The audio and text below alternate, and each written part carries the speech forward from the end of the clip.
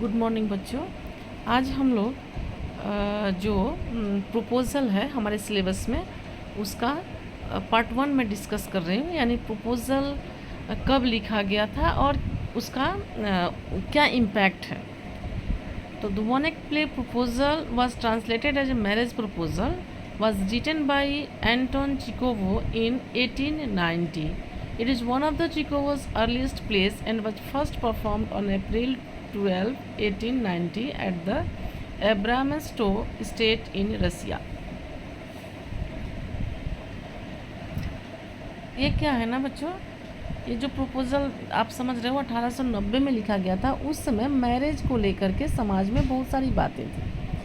Marriage the union of two pure soul नहीं होता था, मैरिज द रोमांटिक फीलिंग नहीं होता था, बल्कि सोशल एक्सपेक्टेशंस को फुलफ़िल करने के लिए लोग क्या करते थे, शादियां कर लेते थे एक कॉम्प्रोमाइज़ की तरह। और एक जो लड़की का पिता होता था उनके मन में ये बात होती थी कि एक ढंग का लड़का जो जिसके पास अच्छी खासी प्रॉपर्टी हो, जहाँ पे मेरी बेटी को किसी तरह की कोई तकलीफ़ ना हो, तो वैसे लड़के से ही शादी करना वे लोग पसंद करते थे।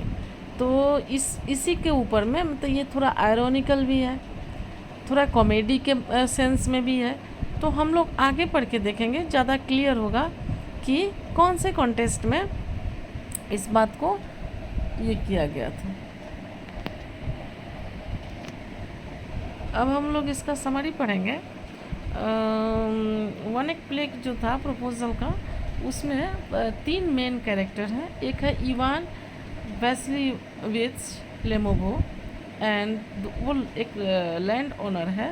नताल्या स्टेपनोवा, वो Ivan's neighbour and the women he wants to marry, वो उसकी पड़ोसी थी इवान का, जिसको वो शादी करना चाहता था। स्टेपन स्टेपनोविच चुकोवो नताल्या का पिताजी था। तो ये 3 मेन लोग हैं, 3 ही कैरेक्टर को लेकर के। और one act play, before the starting of the play मैं आप लोगों को बताऊं कि वन एक्ट प्ले किसे कहते हैं। वन एक्ट प्ले उसे कहते हैं जिसमें unity of time, unity of place and unity of character हो। यानी 3 लोगों को लेकर के जो प्ले स्टार्ट हुआ है तो 3 लोगों से ही ख़त्म होगा। जिस सीन में ये हुआ यूनिटी ऑफ कैरेक्टर्स, और जिस प्लेस में स्टार्ट हुआ है उसी प्लेस में वो ख़त्म होगा। ये हुआ unity of place. Unity of time होता है कि अगर वो सुबह शुरू हुआ है तो शाम तक ख़त्म हो जाएगा, या फिर रात में शुरू हुई है तो सुबह होने से पहले ख़त्म हो जाएगा, क्योंकि वो बहुत लंबा नहीं चलता है। इसलिए वन एक्ट प्ले में unity of place, unity of character and unity of time भी होता है। तो आप देख रहे हो यहाँ पे कि ये नताल्या के घर का सीन है, वहीं शुरू होता है और वहीं ख़त्म हो जाता है। 3 कैरेक्टर्स से शुरू होता है और 3 कैरेक्टर से ही ख़त्म हो जाता है। सुबह में शुरू होता है और दिन में ही एक ख़त्म हो जाता है। यानी unity of place, unity of time and unity of characters का अच्छा से ध्यान रखा गया है। समरी क्या है, इवान लोमोवो जो है वो अपने पड़ोसी के घर नताल्या के घर विजिट करता है। पर्पस क्या है, मैरिज। उसको शादी करनी है, उसके पास अच्छी खासी संपत्ति है और उसको पता है कि मैरिज के लिए जो क्वालिफ़िकेशंस होनी चाहिए वो उसके पास है। तो नताल्या को मैरिज का प्रपोज़ल करने जाता है, लेकिन वो थोड़ा सा घबरा जाता है, वो डर जाता है, वो कर नहीं पाता है। वो घर से बिल्कुल रिजोल्यूट होके गया है कि आज मैं शादी का बात पक्का करके ही आऊँगा, लेकिन वहाँ पे जाके उसको वो बोलने में वो मतलब घबराता है, बोल नहीं पाता है, किसी भी वजह से वो बोल भी नहीं पाता है। तो यहाँ जो कन्वर्सेशन था दोनों के बीच में वो डिसएग्रीमेंट्स का था, मिसअंडरस्टैंडिंग्स का था। They argue over trivial matters such as ownership of meadow and the quality of their respective dogs. Meanwhile, Natalia's father Chukobo intervenes, adding to the chaos. Despite their differences, Ivan and Natalia eventually agree to marry, but the proposal is more of compromise than a romantic agreement. यही main theme है, यही कहना चाहता है writer कि arguments लोगों के बीच में होती है। वो क्यों होती है, मिसअंडरस्टैंडिंग की वजह से होती है। आर्गुमेंट्स लोगों के बीच में होती है, क्यों होती है? एक ईगो के फीलिंग की वजह से होती है। और ट्राइवियल छोटी छोटी चीज़ों के लिए हमारा सेंटिमेंट हर्ट होता है, हमारा ईगो हर्ट होता है, और मिसअंडरस्टैंडिंग की वजह से हमारा बहुत ही करीबी रिलेशन, जो बहुत प्यार का, बहुत विश्वास का, बहुत अच्छा हो सकता था, वो क्या हो जाता है? वो एक काओस वाला इन्वायरमेंट हो जाता है।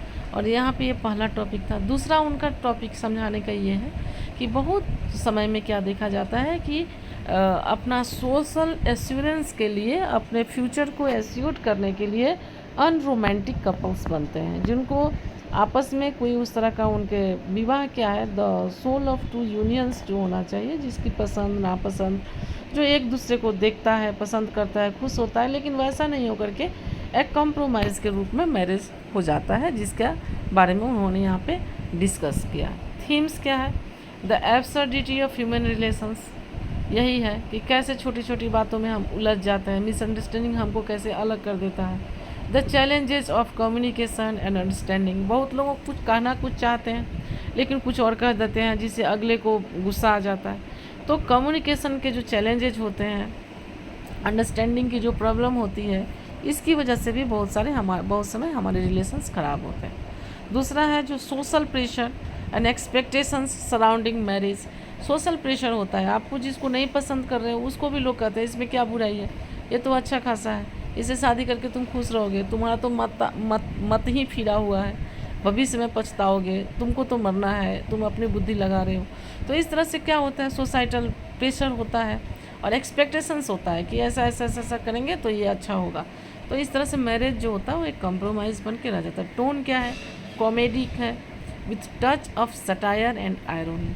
सटायर और आयरोनी किस चीज़ में है? मैरिज वाली बात को लेकर के, जो समाज का जो परसेप्शन है मैरिज को लेकर के, उसको राइटर ने उसका सटायर एंड आयरोनिकल वे में उसको प्रेजेंट किया। सिम्बोलिज्म भी है। The meadows and the dogs represents the pretty issues that can divide people.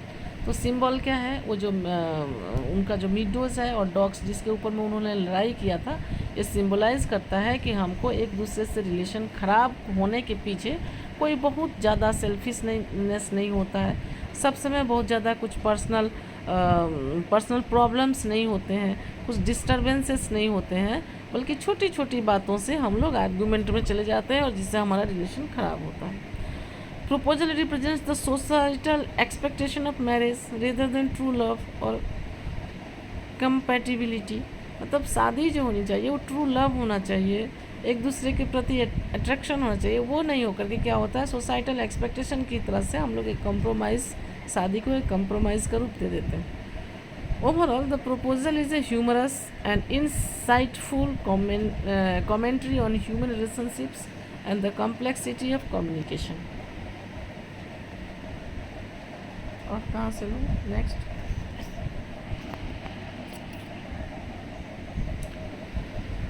अच्छा, अब हम लोग इसके बारे में थोड़े क्वेश्चन आंसर्स को समझ लेंगे। Here are some important questions, ठीक है, और आंसर्स भी हैं। What is the main plot of the play? क्या है? आप लोगों को मैंने जैसे बताया, Ivan Lomov's proposal to Natalia Stepanova and the ensuing disagreements, ये क्या है? प्लॉट है। Source of conflict between Ivan and Natalia क्या था?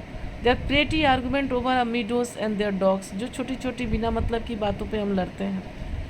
इस नेक्स्ट है role of Stepanovich Chubukov in the play. क्या था रोल? वो नतालिया के पिताजी थे, उनका रोल क्या था? उनको ये मन में था कि जितने भी जल्दी हो सके हमारी बेटी का एक अच्छे घर में अच्छे लड़के के साथ संबंध पक्का हो जाए, मैं निश्चिंत होकर मर सकूं। वो क्या थे? Intervenes in their conversation adding to the chaos. जब ये लोग बिना मतलब की लड़ रहे थे, उसका रीज़न भी वही थे कि उन्होंने नतालिया को इतनी हड़बड़ी में इवान के बारे में बताया था कि नतालिया को एक मिसअंडरस्टैंडिंग हो गया कि इवान शादी का प्रपोजल लेकर नहीं बल्कि कुछ बिजनेस के लिए, कुछ कमर्शियल अफेयर्स के लिए आया है, जिसकी वजह से उन दोनों के बीच में लड़ाइयाँ हुई थी। और बाद में चुकोवो ने, नतालिया के जो पिताजी थे, उन्होंने, चुकोवो ने ही जा कर के उन दोनों के बीच के काउस को सेटल किया। What is the outcome of Evans proposal? क्या हुआ? इवान जो प्रपोजल किया उसका आउटकम क्या हुआ? Natalia agree to marry Ivan, but the proposal is more of a compromise than a romantic agreement. What does the play satirize, क्या किस चीज़ को सटराइज कर रहा है? तो societal pressure and the expectations surrounding marriage, marriage जो है वो क्या होना चाहिए और क्या होता है, इस चीज़ का सटायर राइटर ने यहाँ पे किया है। What is the tone of the play, tone क्या होता है? कॉमेडिक है with touch of satire and आयरोनी।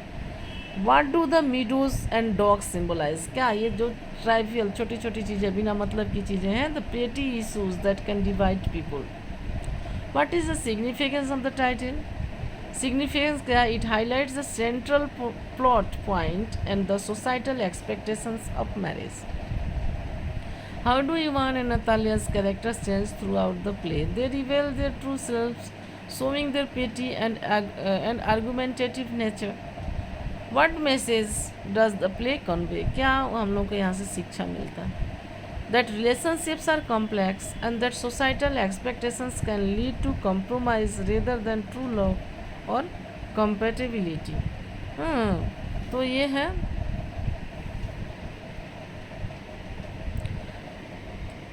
और आगे कुछ भी प्रॉब्लम अगर आपकी होती है तो आप बेधड़क हमको पूछिए, मैं यहाँ पे और भी सारे क्वेश्चन आंसर सेटल करूँगी। होप आपको पूरा प्ले समझ में आया होगा। Don't forget to like and share my video. Thank you.